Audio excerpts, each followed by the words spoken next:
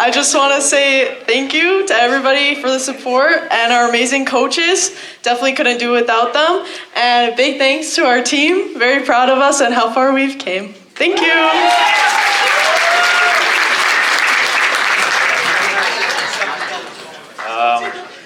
I also just want to start off by saying thank you to everyone for coming. Thank you for this team. I'm really proud of this team for what we've accomplished. I just want to say a big thanks to the coaches for believing in me from where I came from. It was definitely a harder place, but I want to just thank everyone for being here, and I'm very proud of where this team came. Came a long way since last year, and I just want to say thank you to the coaches.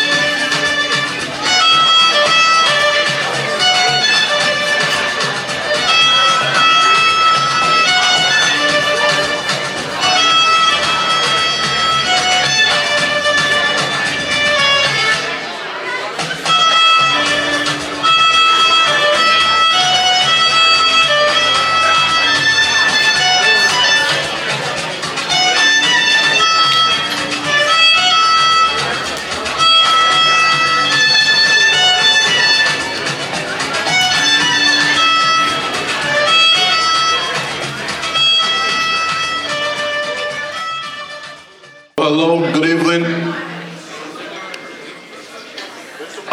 We're gonna start the award celebration now. Before we start, I just want to do a welcome speech. Then we have Joshua come here and talk about what BTB means to him. He's someone that's been in BTB when he started playing soccer with us. Then we have Charger Tunes afterwards. They'll play some songs.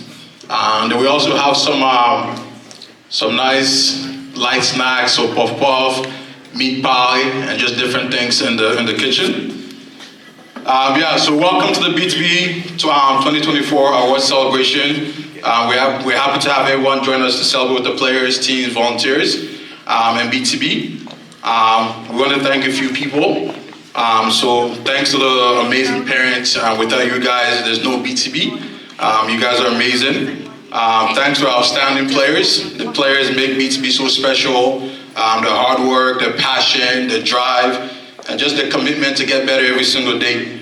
Our awesome coaches. Our coaches are dedicated. They love the players. They want to see the player improve. They're honest with the players.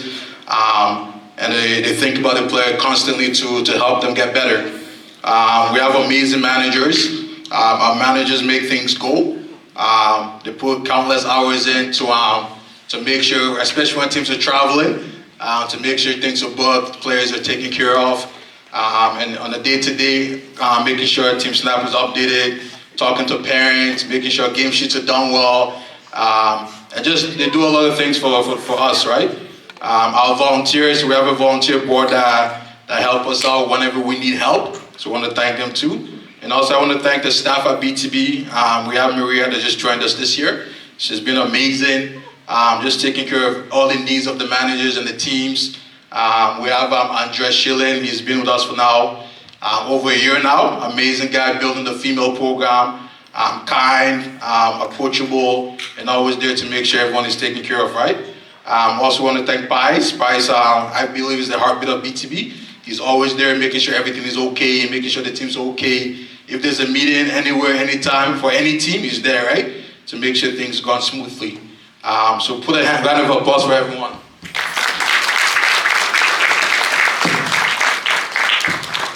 We also have some special guests here today. we have Mario Charpentier. Mario is, I call him the godfather of soccer in Edmonton. He's the one that has built soccer here. The amount of work that he put in every day to make sure people are taken care of, clubs are taken care of, to make sure we have the best league in Canada, not just in Edmonton, Alberta, but the best league in Canada. So we appreciate you, Mario, and thank you for coming. I also want to thank Lisa Grant from Alberta Soccer. So Lisa is the executive director of Alberta Soccer. So she's a fearless leader, someone that we respect dearly, someone that for me is a trendsetter, because this year she led the first ever player development program, PDP. They've been talking about nationals for like 6 years at PDP level, and she actually took about the told Canada Soccer, Alberta Soccer is going to host it. We're going to do everything.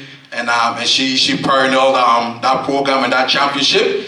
And because of her, we have a PDP national championship now. So thank you, Lisa.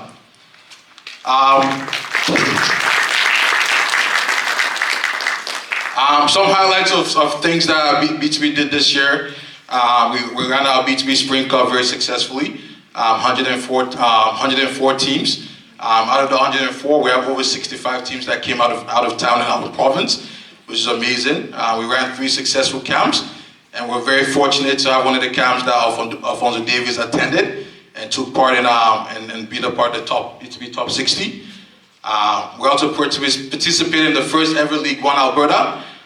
We're the founder member. League One Alberta is a semi-professional program. So we're very fortunate to have this in the club. And this allows us to have a pathway from grassroots all the way to the semi-professional game. And once you leave the semi-professional game, the next stage now is professional or university, right? So we're very fortunate to be one of the founding members. We took part in the first ever She Camp program. And we're very fortunate for Canada Soccer to accept us for a second year. Just because one of our priorities in BTB is to grow the female game. And also in order for us to grow the female game, we have to grow we have to have female leaders to lead that program. So we're very happy to have that again in BTB this coming year. We ran a BTB day, also free kicks for newcomers, and anyone that wants to play soccer in the summer. We partner with Canada Soccer to run a program like that. So thank you to Canada Soccer. I believe they partner with 100 clubs or something like that in the whole Canada.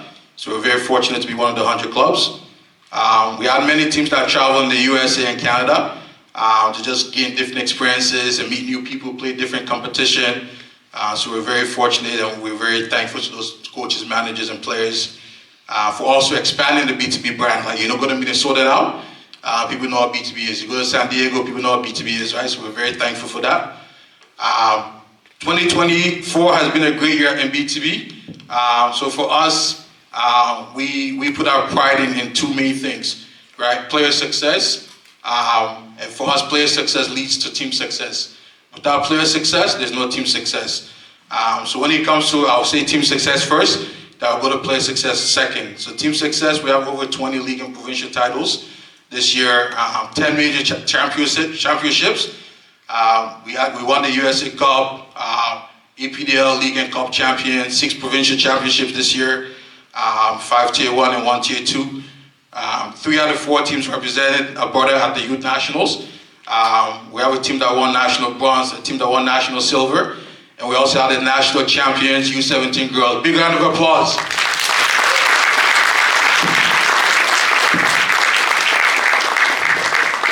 When it comes now to the players, for us, the player success is always, it's like a trophy to us, right? If you ever came to our office, you see like a lot of the players that are made professionals or play at a high level, that we have the jerseys all around us. That's the pride for us to go in the office every day and see those players and the name up in our wall.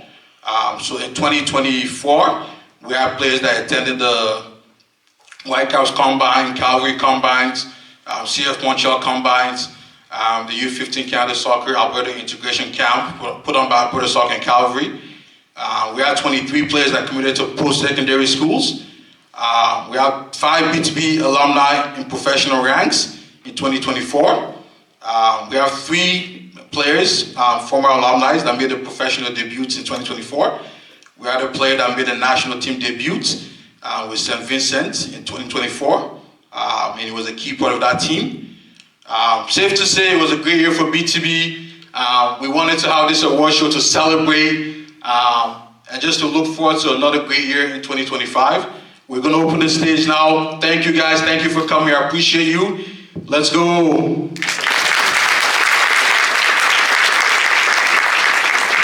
I'd like to call Joshua on the stage. So Joshua will talk about like what BTB meant to him. So Joshua actually started with us with the 2014, and I don't even know the years anymore. It's been a long time.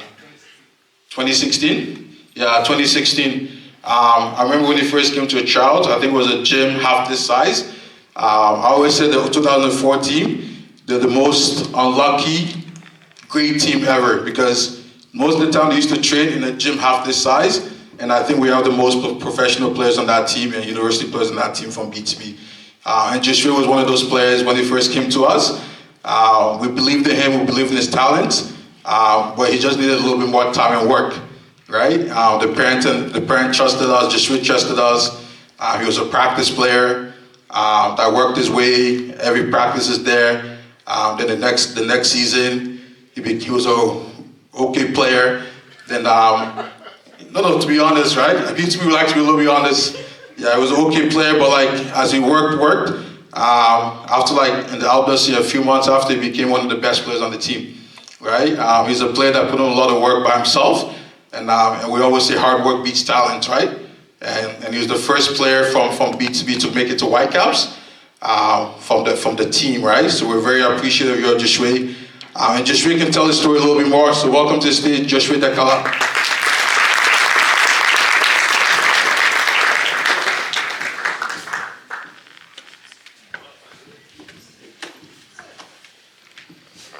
Hello, my name is Joshua Dakala. So I'm going to tell you guys my story because there's a lot of young players here that maybe started like how I started too. As Conde said, I was born in Montreal actually. I stayed in Montreal for 12 years and then moved to Edmonton. And when I moved to Edmonton, it was actually like very hard because I couldn't speak English. Like the only words I could say is hello, goodbye, and my name is Joshua. So there's only 3 words. And as soon as I came here, I was trying to find a team, and at first I wanted to take a break off soccer. I didn't want to play because it was like really hard. Like I just wanted to adapt first in Edmonton, but I went to school, made some friends, and someone told me to come try out for BTB. So as soon as I went to BTB, it was different. Like the atmosphere, like everything felt like family already. Like I went to the locker room and I went to a gym. Like it was a gym, and I brought my cleats. I thought there's gonna be turf, but so as I went for the trial, I wanted to ask for shoes, but nobody spoke like French. Only one player, and that one player gave me shoes, so I took his shoes. Everything from like the start, it was like everyone was like friendly, you know. So I was like really grateful. And as the trial went on, I saw the difference in level from Montreal to Edmonton. Everything was like difficult. Everyone was good. Like that team, like that 2014 was like very, very good. And something that Kanye didn't say is that actually he didn't want me on the team. He told me that like I was not good enough. So I was like, okay. But luckily Pius told me, he's like, nah, let's keep him. He's big enough. All the way around. No, the story was I remember Pius told me, okay, yeah, let's keep him because he's big and he's tall. So I was like, okay, that's good. And as the year went on, I was just a training player, so I was just like training with them. But those trainings was like the nicest memories because all we did was sing in the locker rooms. We were like, everyone was close. Everyone was like like everyone was just like dancing, everything was just like, it was calm. So I didn't really mind until the Dallas trip. Conde took everybody except me. He left me back in Edmonton. And I was a little bit hurt, so I was like, nah, I need to train. And I put the hours, like, I remember I was a young kid, but every day, like, before, like, training, before everything, I'll put in the work, I'll put the extra work. And the most important thing, like, as a footballer, is not really the work that you put in, it's more your mindset. Like, my mindset was, like, when they come back, like, nobody could beat me, nobody would pass me, like, I was like I was going crazy. Like, so when they came back, actually, like, I became like a starter, started playing more games, and then me and Conde became very close. Like, Conde literally like felt like family. Like, he brought me to his house. He used to give me rides to trainings and stuff. Well, I used to eat at his house like a lot of times, so it was actually like I felt like home. I felt like home. So that's why, like, BTB, I feel like when people ask me in Vancouver or anywhere else, like, oh, Joshua, where you from? I always say I'm from Edmonton. Even, like, I stayed in Edmonton for 2 years at least, and 12 years in Montreal, but Edmonton feels like home, and BTB feels like a family, so that's all I can say. Then, how I got scouted from Vancouver Whitecaps. It was, I remember I was with Conde and 2 other players. We were watching another team, and then we saw a scout. And then we told Conde, like, oh, go talk to the scout, because Conde was a little bit shy to talk to the guy. But Conde went up to him, and then he started talking, and he was saying, oh yeah, how good our team is and stuff. He was like pushing our team. But the scout actually said that he was leaving the next day. So when the scout said he was leaving the next day, Conde's like, okay, yeah, but we can train in the morning. So we saw the team builder. There's a new training at 6 a.m. Everybody woke up at like 5. We all went to like a random field outside, and I remember the scout actually was like very impressed on our team, and he was like, oh wow. We really like four players. Like, he picked 4 players that he chose.